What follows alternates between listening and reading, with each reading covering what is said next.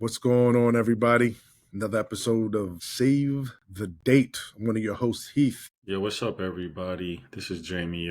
Welcome to another episode of Save the Date. If it's your first time here, don't forget to like and subscribe to the channel so you can know anytime we post some new content. You be out there at Save the Date Now on Instagram and on the Clock app, aka TikTok. So, what are we talking about today? Overcoming the fear of rejection. It's not you, it's growth. This is a personal topic of mine because I remember when I first met you. Mm-hmm. We met in a church in New York City. And one of the first conversations we had was about women and approaching women. And I, just being vulnerable in the moment, was like, for me, it's kind of hard to approach women cold turkey. What we talk about, just going in the street or wherever you're at, you see a woman, hey, nice to meet you. Just want to say, pleasure to meet you. Hey, my name is Mark. My name is Will. My name is whatever. My name is Heath. My name is Jamie. And I remember you saying, I'm never nervous talking to. And that always stuck with me as one of the first comments that I have in my mind, embedded in my mind about when I first met you. And that's true. Ever since I've known you, you've always rizzed. Wherever you at, the Riz God, Riz King, the Riz Emperor, risen across the lands. And one of the reasons I have always had a problem with that is because I had a fear of being rejected by women. I didn't know how to navigate the rejection part, knowing that I was going to have a lot of times at bat and a lot of failures. And we've said this before. My therapist had mentioned this. To go into the Hall of Fame in baseball, you can have 280 batting average. You don't have to bat 1,000. You could be 280, 300. That gets you in the Hall of Fame. And that's true for a lot of people in a lot of sports. It's more failures than it is successes. But if you get enough of the successes, then you enter the Hall of Fame. And I just remember having a big problem with rejection because I didn't know, how to process it. Not that I was necessarily a negative individual when I got rejected. You see some dudes get real negative. Man, F you, B. Don't mean nothing to me. That's why your braids on your head look like a beehive. And all dudes would go in back in the day in college when they got rejected, especially in front of their dudes. Real problem. That's why your feet look like crocodile teeth. I mean, they would say anything because they just couldn't handle being rejected. But I think for me, what I had to learn was rejection is part of the process. Failure is part of the process. Mm-hmm. But more so than applying that to talking about women, once I apply that to my life, that failure in anything, you're going to be bad in order to be good. And then if you're willing to put the work in, you'll go from good to great. And I think that's an important process I had to realize, even in my love life, even in a stable monogamous relationship, you're going to be rejected. And what does rejection really mean when your spouse, your partner, doesn't see in you what you expect to see in yourself? That's the first memory I have of you. The second memory was when you were dating your previous ex-wife. And we were talking about rejection, and you said something that was very apropos. You said, what you always want people to understand about rejection is not that when you get rejected, it's not that you don't have what you say you have. It's just maybe that person in that moment didn't see it in you. And not to internalize or personalize it, but rather understand that who you say you are is who you are. It's maybe not just you, it's that other person or the moment that you're in, the dynamic you have with that person. Maybe that person wasn't really paying attention when you were presenting yourself. Maybe that person was very engrossed, but they realized you weren't the perfect fit for what they were looking for at that time. So what you're presenting X, and they're just looking for somebody with Y, but you're still at the bottom end of the alphabet, X, Y, and Z. And that's usually what people remember, right? People say X, Y, and Z and ABC all the time. No one says LMNOP. They say X, Y, Z. You have it, but this just ain't a fit for me at this time. And it was also a second time when I remember we were just getting to know each other and our friendship was burgeoning, where I was like, dang, that's a really good way of looking at rejection, that you have what you say you have. Maybe that person just didn't see it in you. And I think it relates to dating because oftentimes in dating, you're going to be rejected a lot. Men and women. Oftentimes we associate it with men because men historically are socialized to engage with women, to reach out, be the initiator, walk up in the club, walk up at the bar, walk up at the wine lounge and say, hey, this is who I am. Nice to meet you. Nice opener. Hopefully get you to a robust, healthy conversation that eventually leads to some kind of close. But a lot of times you can have all that in you and have great conversation game, but that person doesn't see it in you. You can see that same person in a different environment and they say, oh, I remember you. You're the guy who approached me. And now it clicks. And that shows you the rejection wasn't about you. It may have been about the circumstances, or it may have been about that particular moment in time. And the reason why I'm excited to talk about this is because so much of that journey of rejection is personal for me, because I allowed rejection to be like an anaconda or a python, just constricting my movement and my growth with building healthy relationships with women. Mm.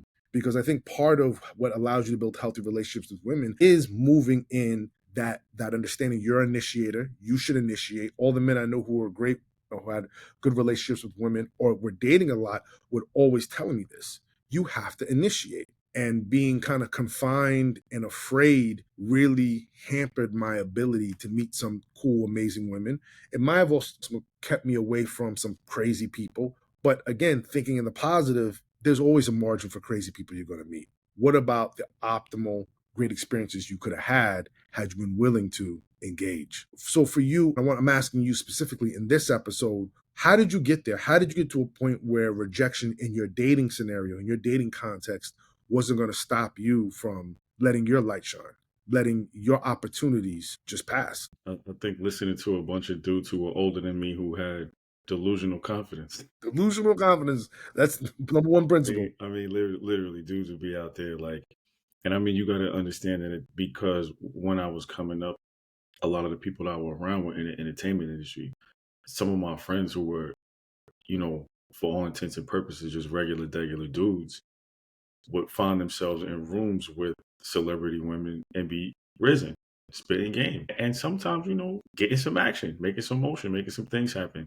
And I think seeing that, well, first of all, I saw that at a young age, hearing dudes in my family just kind of be like, because you're the initiator, if you come with something strong enough, it can hook any fish. It's really a mindset that you got to have. And again, like you said, rejection is going to be a part of it, but you don't see rejection as a destination. You just see it as it's like a pit stop.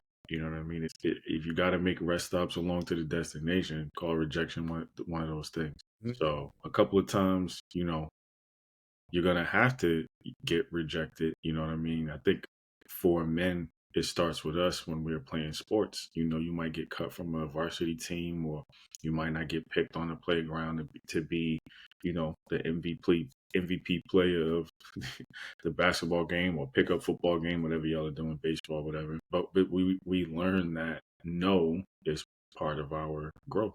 I think when you're trying to raise or when you're trying to pick up a woman, though, it definitely tests parts of your personality and your ego because you don't know where the no is coming from. Like, what did I actually say that she's responded to? What did I actually Getting do that wrong feedback. Yeah. that's like getting me to ask? You know what I mean? You don't always know what particular thing it was that you said or did that made them reject you. But yeah, I mean, I feel like it's like that mindset has to be something you either see modeled or you pick up young to really understand what rejection is. And I mean, one of the things that helped kind of contextualize it for me was Bible stories. You would hear people talk about then delay is not denial. So just because something may take time or tarry, the old folks used to say in the South, just because something is taking time doesn't mean it's not yours or it will never come to you. So yeah. Yeah, you said some powerful things there. One of them being rejection is not the destination. Hmm. And I guess for us who did embrace rejection, it became our destination and we never moved forward. We pulled over at the rest stop and set up camp. I don't really need to get to where I'm What you going to. supposed to? This rest stop got a bathroom and some chips Yeah. inside and a vending machine. I can live Hmm. off that the next 50, 70 years. Right. Don't mean nothing to me. I know people out here starving, but I got a vending machine. Well, what you telling me? You're absolutely right. I think so. I love that. Rejection is not the destination, but also delay is not denial. Wait, And can I say something else? yeah, Because I think I'm kind of fronting by leaving this out.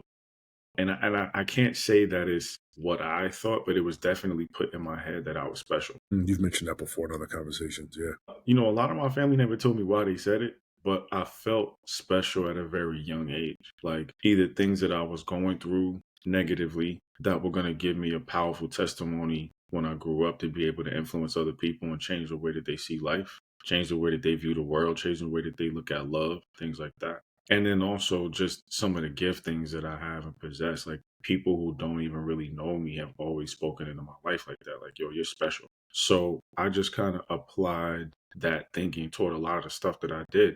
I had some delusional confidence too.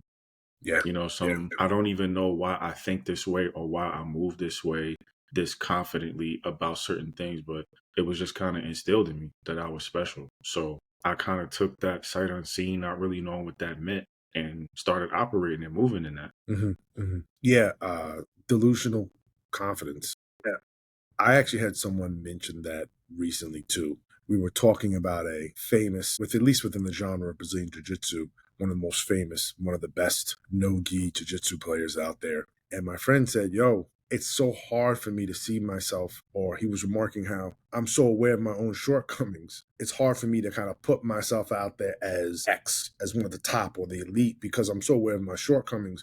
But this dude is just like, "No, I'm the best. I'm the greatest." It's just a flat statement, declarative statement, punto, with the period at the end. And there is something, as we know, to research and around quantum physics, physics and the mind. A lot of information coming out last 25 years just about the importance of how your mind and how you think about yourself and what you declare about yourself verbally to others, with how you reference yourself in conversations determines your world. As they used to say, your words determine your world.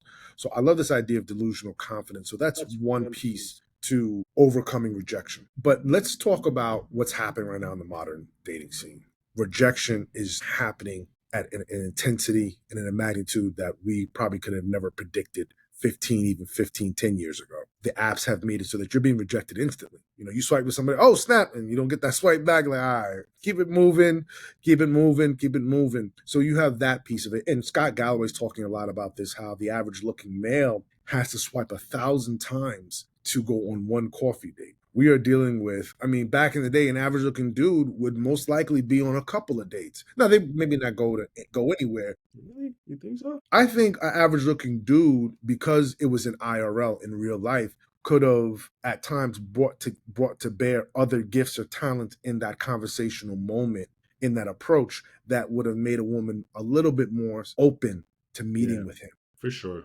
You mean if they met that way? If they met that way. Got you. They Yeah. met that way. Your nice smile, you smell good, you're Tell a good funny, jokes. Yeah, if you could tell yeah, a good good few eye jokes. contact, strong, firm handshake, good presence. You can't communicate that through just a bad profile pic. Hmm. And even if you have a couple of bad profile pics, maybe you're just not really good at, you're not photogenic, Right.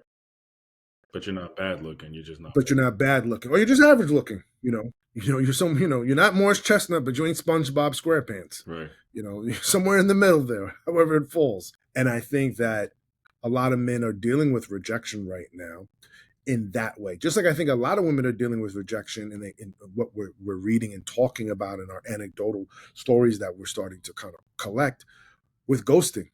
Mm. Men who make these commitments to be present for these women, who say, "Oh yeah, I'm going to go with you to your friend's baby shower. I'm going to go with you to your friend's wedding. No problem. Oh, I didn't show. Sorry. When you get back, I'm going to take you out to dinner and make it up to you. Boom, disappear." Hmm. So there's a lot of rejection happening in this space that's happening again. It's very intense and the magnitude is just crazy. How does delusional confidence play into this level of rejection?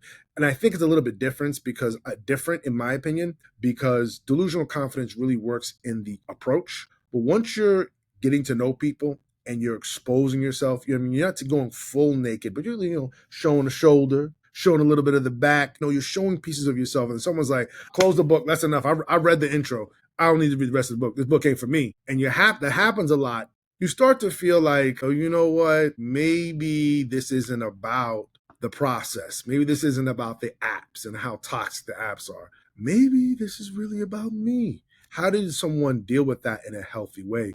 And I ask you because I know you have experience on the apps and you've been through rejection, of course, Hmm. but you also know people who are caught up in these cycles a little bit more frequently and Yeah. realistically than I am. And I mean, rejection could be, doesn't have to be, it doesn't have to just come in the approach or in the initial stages. It can come, obviously, like you talked about, after somebody has made all of these promises and acted like they're going to do all of this stuff with you. And then when y'all reach that place where you're like, "Girl, what are we doing?" And then it's crickets, and you're like, that's when the rejection comes. So, it comes in a lot of different stages and places in timeline of a relationship. But I don't know how somebody can get over it. You just have to have honest and introspective conversations with yourself. I think acknowledging rejection is cool, but like I said, don't make it a destination. Just understand that everybody ain't for everybody. Mm. So even though, you might have X, Y, and Z on paper, to go back to that reference of letter, even though you might have X, Y, Z on paper, it might not be the X, Y, Z that somebody's looking for, or that matches what somebody wants, their preferences. And it doesn't take away from who you are as a person or what you bring to the table. It just means that you're not the match for that person. I like that. You're not the match for that person. And honestly, you may not be the match for a lot of people. Keeping in mind, especially with the apps are bringing together people who 50 years ago even would never have met or been around in the same space for a myriad of reasons, racially, ethnically, culturally, interest wise, Economic wise. geography. And these people maybe wouldn't have been interested for all the reasons that I just listed, because there's a little tweak or a little change they want to make in all those areas that, you can't go from being 5'10" to 6'7". I mean, there's the lengthening surgery, but even that ain't giving you 7 inches of growth. There's a lot of men who want 7 inches of growth in a lot of ways. Vertically and horizontally. Facts, bro. Big facts. They say any surgery can do that. I'll empty out my bank account on that. Today. Trade your pension for your 7 inch. Oh, absolutely, please. All that. 401k, you can have it. Roth Where do I IRA, sign in? I'll give it Initial. away. Yeah. You guys You need do my firstborn e-signature college here? tuition? Oh, yeah, yours. You can take it. Yeah, no, I feel you. Yeah. So I think that people have to realize that. B, I've said this before, and you said this before. We've said this before. I think people need to be leveraging their friendships to help them deal with rejection. Meaning, if I'm constantly being rejected in a dating scenario or constantly rising and not getting anywhere, and I'm around my boys, I'm asking them for critiques. I'm asking them for what they think I could work on.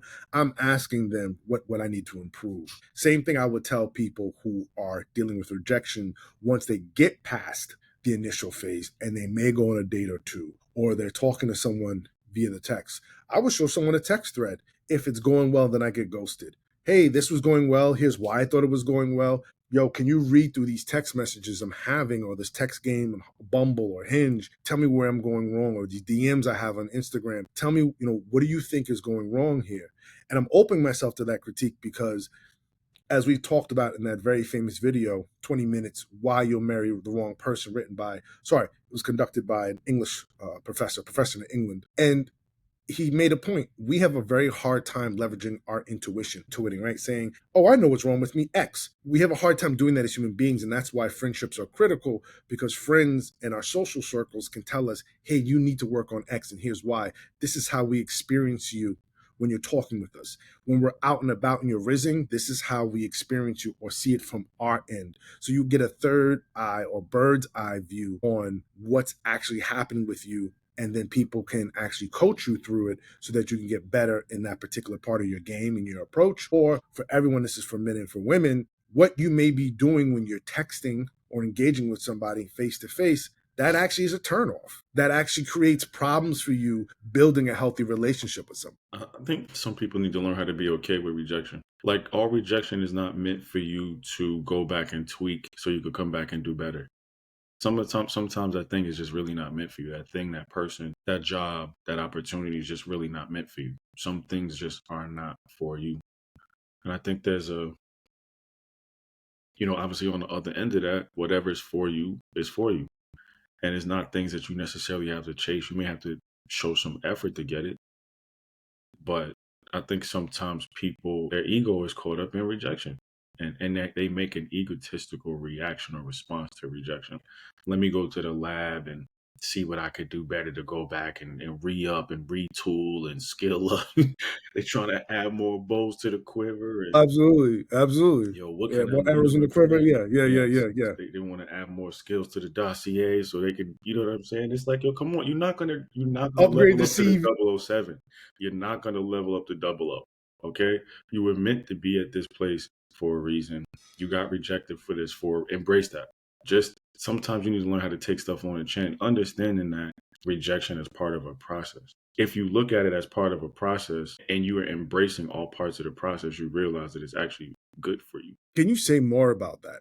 What do you mean? So if I'm somebody and I'm dating Mm-hmm. and I'm getting rejected, I'm getting past the initial phase of the opener, whether the Mm-hmm. opener is online or offline. And I am being successful in at least one or two dates, but they keep falling apart at that second date spot. What do you mean by just, yo, maybe it's not for you? Can you say a little bit more? Well, I think that's different. To me, that is maybe the absence of a how to. Like if you keep coming up against a stumbling block, that's something different. I Okay. mean, it's not like you getting rejected. I'm talking about if you got rejected by a specific person, it's not for you to get intel to find out what they really like so you can, manufacture yourself to be that thing and go You want back to take and this say, exit hey, survey? listen, I got all of these things you want now. It's not that type of thing. I mean, I'm just talking about if you get rejected by a specific person. It's not for Got it. you to respond with, let me go in the lab and make myself better for them. Got it. Got it. The thing or person that rejects you, you know what I'm saying? Like I said, it may be a means to an end. That opportunity, that person may really not be for you. So it's not for you to go and try to improve yourself to acquire this person or that opportunity. It just really might not be for you. Yeah. Like you already know, I just got rejected by a pretty big social work program here in New York City. And one of the things people told me is like, yeah, man, I don't think that was really the program for you. I don't really think you needed to be there as much as you thought you needed to be there. You need to find a program that's better situated to your needs as a podcaster, as a business owner, as a family man. That type of program may have demanded something out of you that you're capable of giving, you just can't give right now. So take the rejection as helpful to helping you find where you need to be. Mm-hmm. And I totally get that, right? You're not coming back trying to write a letter, then you're trying to hit the dean of admissions. Let me tell you something about what I've done. I left a couple items off of my resume that I did not want to brag about myself, but I'm here to let you know, operetta, falsetto. Now here's the thing. I say if you got rejected for fall entry and you wanted to, circle the block summertime next year, something like that. Because that's the thing that I was really more so talking about a person because I think sometimes that's when you really get the egotistical response. That's when you get the how dare you Yes, reject me? How dare you say no to yes, me? yes. I've seen And people talk about that. and then it's like they try to make themselves bigger or better or seem like they're improved to go back and now get the attention from this person. And I'm saying in that context, I just feel like people should just learn how to take the L for something like what you're Yes, talking about, a program. Because like you said, it just may be at the time or right now you're somebody like you, a student like you, may not be on their radar. They don't understand the value that you would bring to the program like that. So you may need to circle the block next year and they remember your application or your essay from last year, but now you have those two or three things that you left out before that now you update your CV with, and it's like, oh, you know what? Let's give him a chance. That's something different. But I'm talking about with a person who you feel like, damn, how come they didn't choose me? mm, And then you go through this whole process of feeling like, well, what can I do to make myself better to get them? When it's like, if they rejected you and they didn't see your value, that might actually be just what it is. They're never gonna see it. If they didn't see it, they're never gonna see it. So it's not for you to try to convince them that you're better than what you are to win them over. yeah. That's the dark side of rejection in this dating context. People chasing. Mm-hmm. Yeah. There is an ideal person in your mind that this person may not fit perfectly, but they're the best person or the person who fits the best that you've met so far. And now you're trying to contort yourself into essentially a pretzel to ensure that rejection gets, pulled back and they say, okay, I accept you now. Yeah, you get real performative. Real performative. And, you really then start dialing in. If that person says, hey, I'm into fitness and you're not, now you in the gym trying to get a new PR. You ain't never been in the gym before, about to hurt yourself Right. because this person likes fitness. Oh, this person's into art. Now you're over at the At the Met watching Whitney now, man. La Boheme. Like, this is Puccini's best effort ever. I don't even know, what was I missing? You in the Met now trying to pick up that book on black men who are, the history of black people and dandyism. I was just trying to do this. The Sinners just came out, so I got the joint with the cuffs that you got the button and you got the little gold string that it's like, oh, come on, man. Ain't never studied a fashion trend in your life. In All your of a life, sudden, but that's going to give you that opportunity to circle the block with her, yeah. because people chasing will destroy you. And when we talk about overcoming rejection, which is the purpose of this episode, it's about growth. Your growth is, and most importantly, in accepting yourself.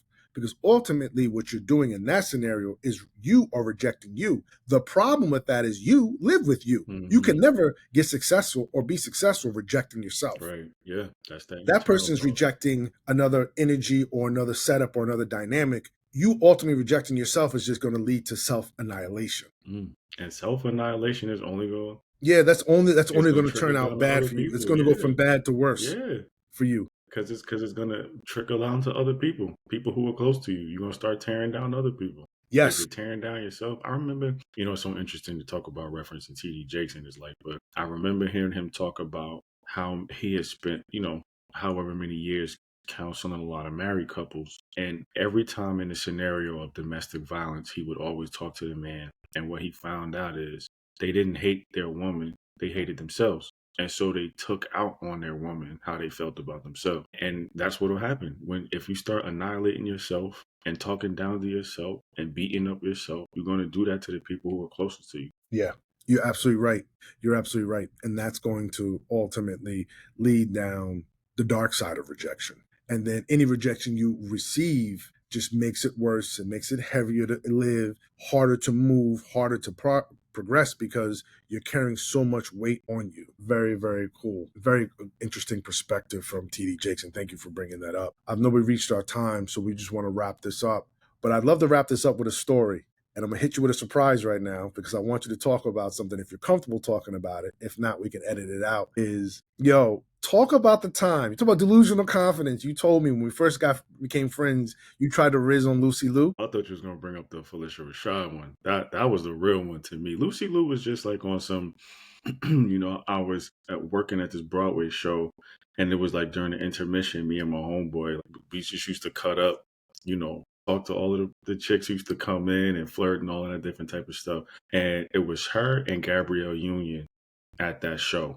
And they were just kind of like posted up by this bar that sat in the middle of the theater. I just remember going up there and just, like conversation. Hey, how you doing? How you enjoying the show? Blah, blah, blah, blah. I'm Jamie. Oh, I'm Lucy, blah, blah, blah, blah. And it was just, I really felt like I could have bagged. You know what I'm saying? And listen, you asked my man who was there, my man Jason, shout out to Jay. Like, he felt the same way. Like, he could have bagged too. That's just how but this is what I mean by that delusional confidence. It wasn't like because we were ushers at a theater at the time. I'm like, what, maybe like 19, 20, something like that. And we're young that we couldn't make a play at a Hollywood actress or a starlet or something like that. You know what I mean? Like it never crossed our mind. If anything, it was like more of an egg on. Why not? Like, yeah, like why not? That'd Why be a wouldn't you great be interested in story me? to come back to the hood and be like, guess whose number I got today? Yeah, exactly. She live from down the block? No. Nah, she don't even live Takisa here. from the church? Just, No. you saw Charlie? Lucy Liu. Exactly. You say real calm, like. I mean, bro, but the Phylicia Rashad though, like that was real delusional confidence. Like that was. Oh, really? Yeah, because she had come to my aunt's birthday party at her brownstone up here in Harlem, and man, like it was February, and she came in with this full length mink on, bro, and I swear she was just floating through the party. And she walks to the kitchen, it's like that's the cool kids room. That's where my aunt and basically the inner circle was. So I come in trying to, act like I'm part of the inner circle and get cool. I was just like, do you want me to take your coat and hang it up for you? Do you want something to drink? And she was just like, yeah, what did she say? Something like, you're so cute, young man. And like, but she gave me the coat, like for real, go hang it up. And like brush me off on the grown-ups. No, what I mean, take the coat, I really mean, make sure it's better. It's here at the end of the party. I'll break my foot in your ass. My coat's missing. I never felt so like hype and amped. Like I felt like the man for just going to say something to her, because I feel like me and my brother were both on some like, yo, we should go say something. But he didn't go say nothing. So I was just like, well, F it. I guess I'm going to have to be the one. Displaying that delusional confidence. Delusional confidence, brother. Sometimes you just got to. And listen, I feel like there are situations where it's gotten me places with people that, in that world that the average person would never be able to say that they rub elbows with. Yeah. And then obviously other times it hasn't. It's bombed. I've had to take an L. But Yeah. but Like you said, there's goals going to be not more gonna be failures and failed. successes. You know what I mean? But You them never successes, know. when they come, You miss all the shots you don't take. hey, hey. Sometimes you need that delusional confidence. Yo, I appreciate you sharing those stories. And guys, thanks for listening. Check us out on social media at Save the Date Now, Instagram and TikTok. Until then, until next time, take care. Peace, y'all.